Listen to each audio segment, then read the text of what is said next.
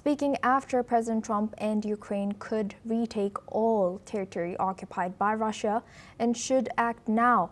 While Moscow faces economic strain, Kremlin spokesperson Dmitry Peskov has said that Russia sees no contradiction in the remarks and still assumes Washington has the political will to pursue peace between Ukraine and Russia.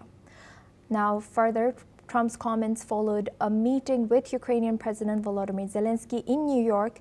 His Vice President J.D. Vance later said that Trump was growing incredibly impatient with Moscow's unwillingness to negotiate and warned of consequences if Russia fails to act in good faith. Peskov further said that Russia remains open to talks and welcomed continued U.S. engagement in efforts to end this conflict. Separately, Peskov praised Trump's proposal to halt the development of biological weapons, calling it a brilliant initiative. He further said Russia supports the idea and is ready to participate in a global effort to eliminate such weapons, but emphasized that the plan should be formalized through international agreements. Now, for this discussion, we are joined by Ruben Johnson. He's a director at Asia Research Center at the Casimir Pulaski Foundation, joins us live from Warsaw. Thank you very much for joining us. Welcome to NewsX World. Now, how does this Kremlin interpret President Trump's recent remarks, even though it seems like they were harsh and they were more towards or protecting Ukraine or on the sides of Ukraine? And what does this suggest about Russia's perspective on U.S. involvement in this conflict? Thank you for having me. I think a lot of what has changed about the Trump administration's position on the Ukraine war is bound to a couple of factors. One is that Putin has too many times embarrassed President Trump by promising and never delivering. And Trump's not a person that you ever want to embarrass. He's fairly vengeful against people who embarrass him. And secondly, there's been a lot of conversations on the sidelines at the UN General Assembly opening, specifically General Keith Kellogg saying that the position of the administration is going to have to become harsher and more rigid about Russia, because they can see clearly that none of the initiatives they have tried to put towards Moscow to try to come to a negotiated settlement in the Ukraine war, nothing has worked in terms of the Russians refuse to engage.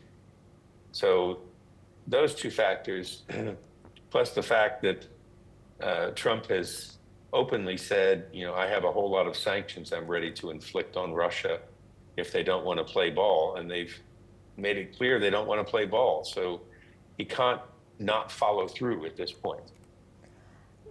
And do you think that Trump's growing impatience with Moscow's reluctance to negotiate reveal something about the shifting dynamics of U.S.-Russia relations?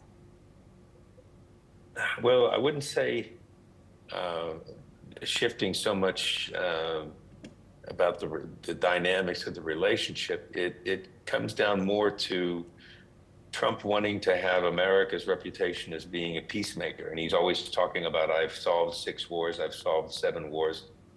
And this is the one which refuses to make any, refuses to be solved, refuses to allow him to make any progress. And so it interferes with this program of trying to get these notional wars around the world shut down, because no one benefits from them except a handful of dictators. And what are the implications of Russia's openness to peace talks with the U.S. and continued emphasis on negotiations not in Istanbul? What does this location suggest? And are they really willing this time to negotiate?